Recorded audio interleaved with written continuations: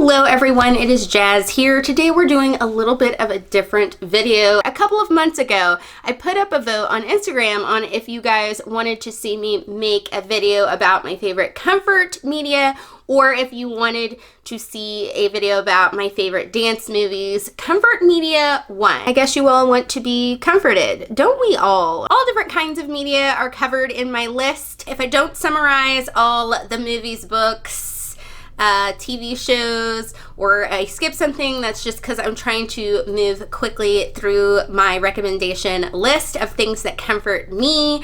But I have made it a prescriptional way. Like, I've put it into different sections because I feel like I need different things for different situations. So I hope you guys enjoy, and let's jump in.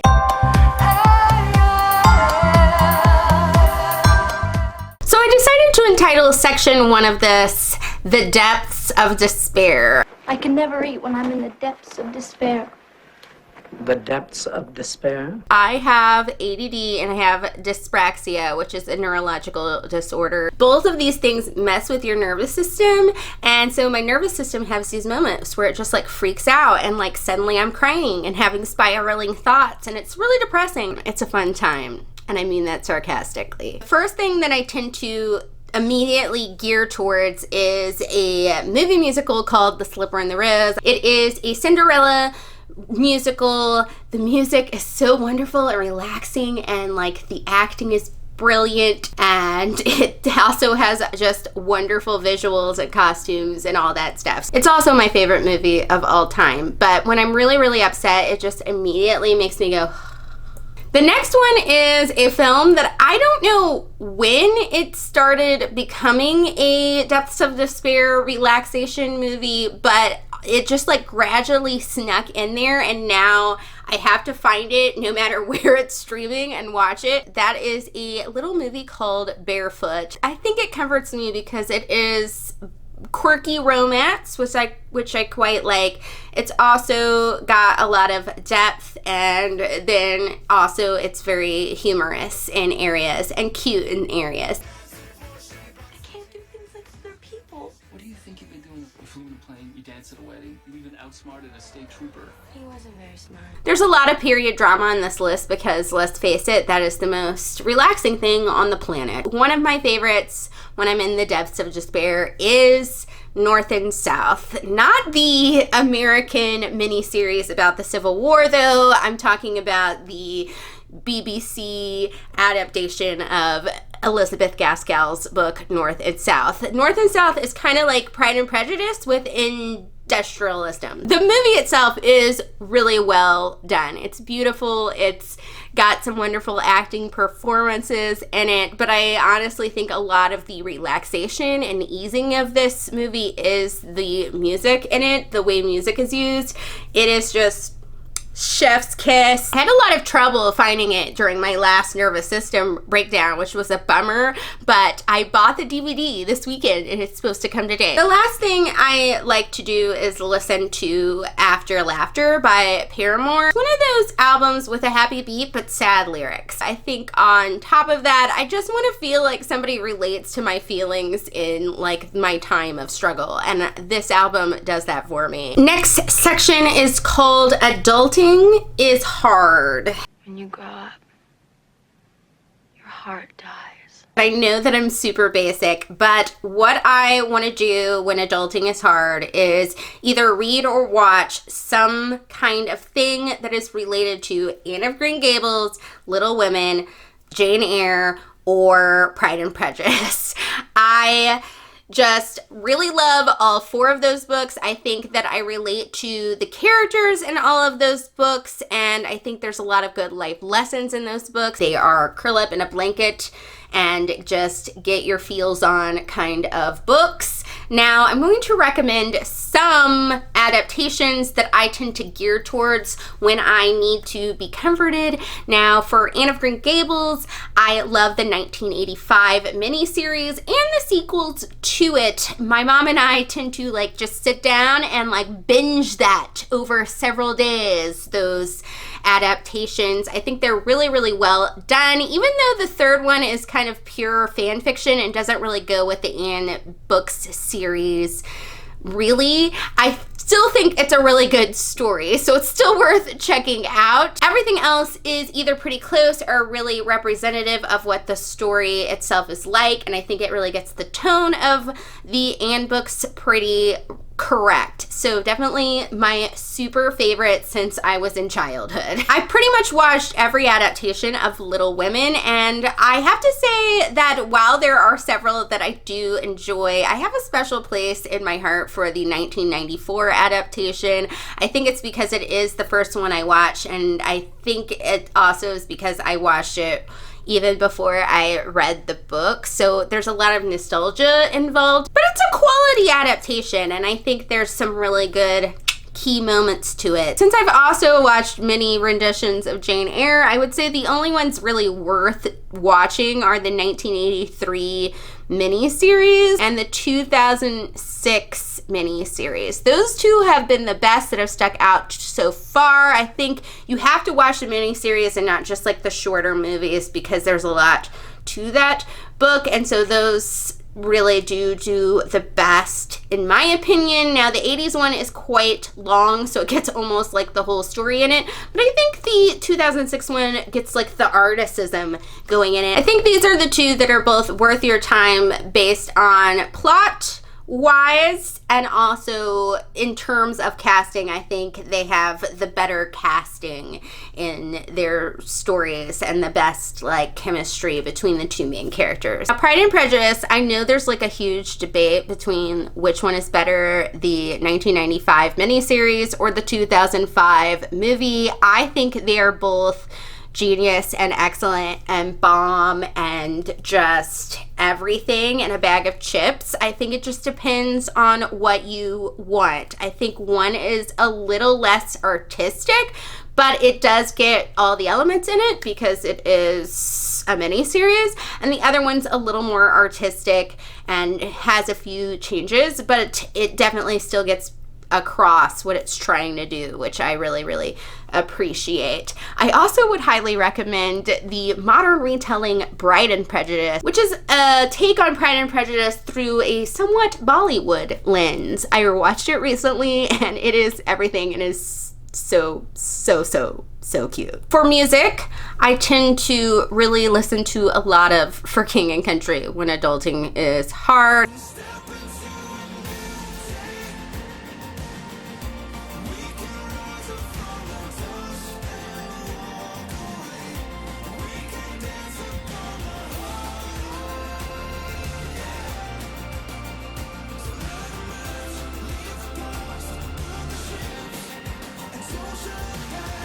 I know Christian music is maybe not everybody's type of music, but this band is bomb. I really, really love their music. I've seen them 2 or 3 times in concert. I think just 2.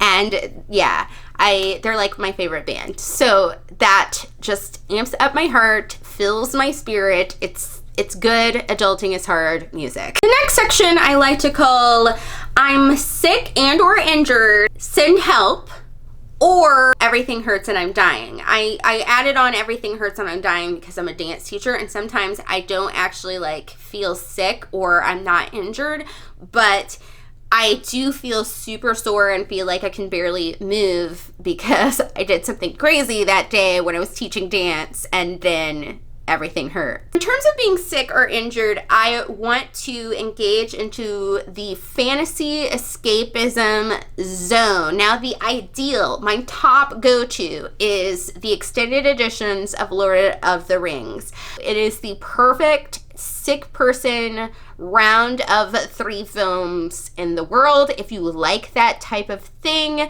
they're several hours long, so you feel entertained while you are forcing yourself to rest and lay down. And then also the general upliftingness of like, we're gonna like continue and like overcome. Come on, Mr. Frodo. I can't carry it for you, but I can carry you. Come on! But also, if you are like me and have seen them multiple times, if you do fall asleep because the movie is like super relaxing, or the music in it is super relaxing, I should say, it's okay. because you've seen it and you can just like jump back up into it when you've awoken from your feverish rest. I recently was sick and I did binge all of the extended editions of Lord of the Rings because it's ideal. Other than Lord of the Rings, though, I do tend to go to 3 other films. The Princess Bride, it makes me laugh. It gives me good nostalgic feelings. There also is sort of like a pick-me-up and brush me off sort of vibe about it. I also like Lady Hawk, which is kind of in a similar vein and tone. I feel like not a lot of people have watched it, so maybe I should summarize it. It's basically about a couple that is cursed, and one turns into a hawk by day, and the other one turns into a wolf at night, so they have no way of really being together. And then it's kind of about breaking that curse, and Matthew Broderick, and it is hilarious. I do not believe what I believe, Lord. These are magical, unexplainable matters, and I beg you not to make me a part of them. If I'm wanting to watch a fantastical movie where people aren't in Renaissance type dress, I will usually go to Penelope, which is a super adorable modern fairy tale about a girl with a pig nose. I mean, it's everything that makes you feel good, and also it has a message about accepting yourself. Also in these times, I love to do another round of a watch of Downton Abbey. And of course I'll have the weekend. What is a weekend?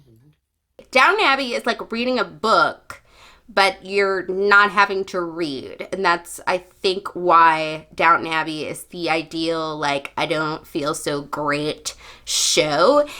At least for me. I just love also the family dynamics and like how invested you get into all the different characters, and of course period drama, because I warned you there's lots of that. If it's dance related, just fatigue and body soreness or everything hurts and I'm dying, I first of all usually want to watch people dance for me for some reason. So I'm usually watching something like Dirty Dancing or Strictly Ballroom, particularly ballroom movies like suit the bill for some reason. What can you say about Dirty Dancing? You have like the overcoming the obstacles moments, but you also have some good quote moments, and you know, Patrick Swayze. Need I say more? Love a Baz Luhrmann film, and I feel like, you know, I needed one on this list. Strictly Ballroom is the happiest, and it is the one that I go to. Yet again, in overcoming obstacles, accepting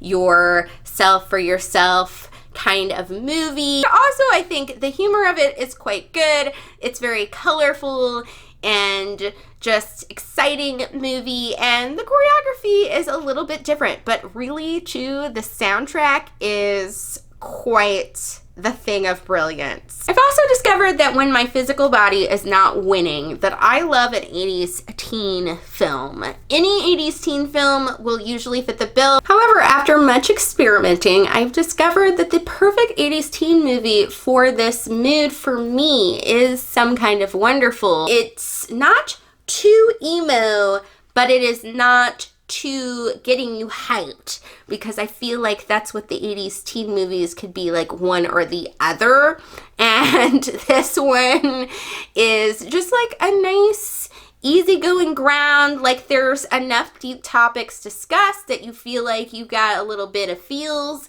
but you're not like super in tears at any point of it. And also you're not gonna get like at night when you want to like watch this and just relax and chill, get like uber like dance number excited, you know what I mean? Speaking of getting hype, the next section is called Punch Today in the Face. These are things that I watch to like get amped, you can do it kind of things. First one on here is something that probably not a ton of people find comforting, but I feel like weirdly puts me at ease, and that movie is Underworld. You just want to watch Celine like punch people in the face.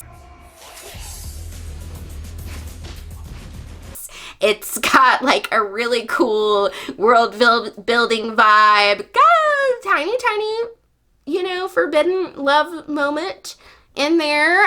But the romance isn't the main focus, and the action scenes are just everything that makes my heart happy. I know it's a weird comfort film, but I like popping that in. I think it is because it makes me want to say, punch it in the face. Another thing that gives me the can-do spirit is watching the TV show Ugly Betty. I mean, who doesn't want to watch Betty overcome her obstacles by sheer kindness, a can-do spirit, and also her just being herself and not caring about, you know, what people say about her. And I think that is just everything your heart needs when you feel like you need to get like a I can do it moment in your life. And it's funny, it's dramatic, it's got some really whimsical characters,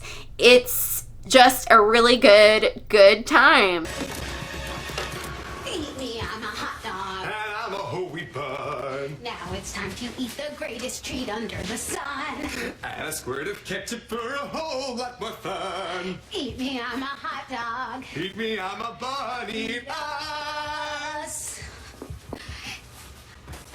The last section is really just a coverall. These are like things that I find comforting that I couldn't really find like a specific section for because I kind of use them for like every section at any given time. Now, the first thing is the TV show Merlin. The destiny of a great kingdom rests on the shoulders of a young boy. His name, Merlin. And it's one of my favorite TV shows. I think it has like a great balance of having like comedic episodes and also like emo episodes, and it gives me like the brotherhood vibes, it gives me the romance when I want it, and I love Arthurian legend moments, so it also offers me that little tidbit of life. I think I've watched the whole series about 6 times, but it's gotten me through some hard times, so thank you, Merlin. Or should I say Merlin, like the dragon on Merlin. This is possibly a weird one as well, but X-Files just does it for me when I'm not feeling my best. And I think it's because I have a lot of nostalgia centering around the show. Like, my parents watched it. I grew up watching it. It was always on rerun somewhere and still is to this day. You can binge it now, I think, on Hulu if you want to watch it. Also, because of that nostalgia, I feel like Mulder and Scully's voices are very much things that weirdly soothe my soul. Yet again, I think it does do the same thing Merlin does for me. It's a lot of different kinds of relationships. It has that nice mix of having like some humorous episodes and some dark emo episodes, so it runs a nice gambit of different emotions and character drivenness and things like that. And you know, sometimes you just want some alien sci-fi going on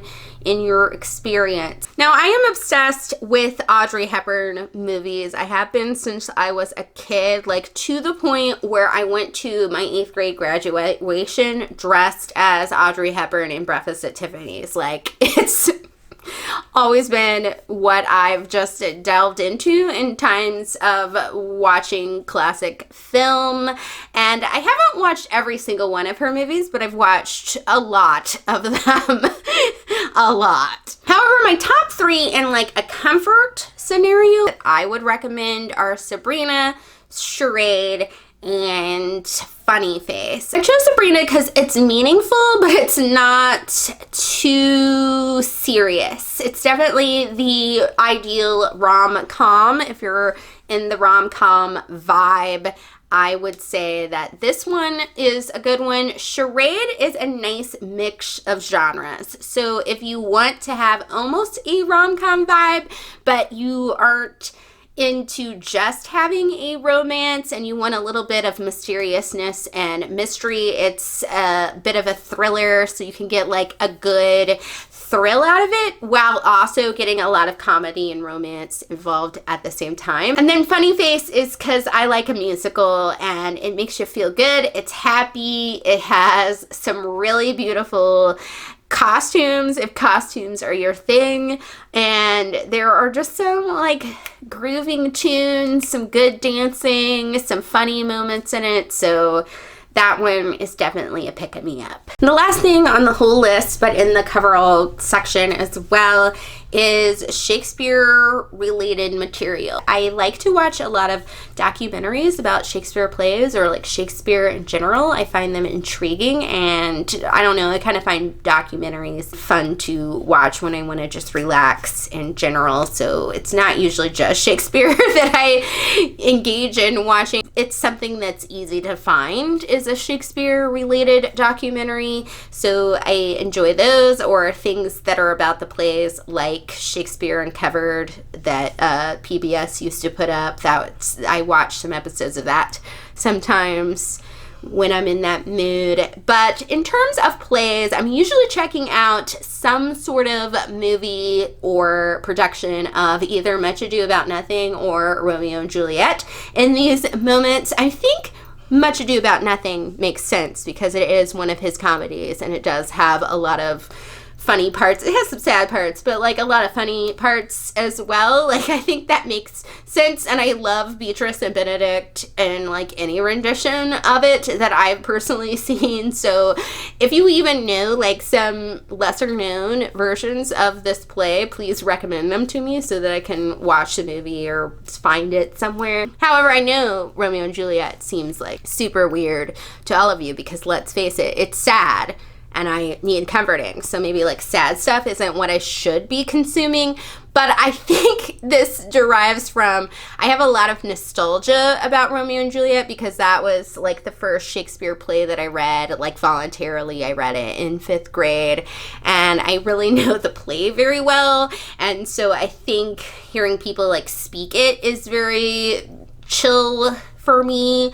But also, I really like seeing people do their own spin on it, like what they plan to do. Even if the spin is bad, I like seeing what like is interesting that they like came up with out of their mind for the story, or different ways that like people choose to shoot it in terms of like a movie, or people choose to stage it in terms of stage productions of it, and like if they're setting it in a different time period or if they're like keeping it back in the past. I think it's just fun to watch it. I'm trying to watch as many of them as I can and then maybe make a ranking video about it. So if you would be interested in that, let me know. That was my comfort media list video. I'm sure that I have even more things that comfort me, but these are like the go-to basic things. Tell me if you also like these things when you need to be comforted, or if you're gonna watch, read, or listen to anything that I've discussed. Let me know what your favorite comfort media is below in the comments as well. And thank you for watching, my fabulous peeps. I will see you all soon. Bye!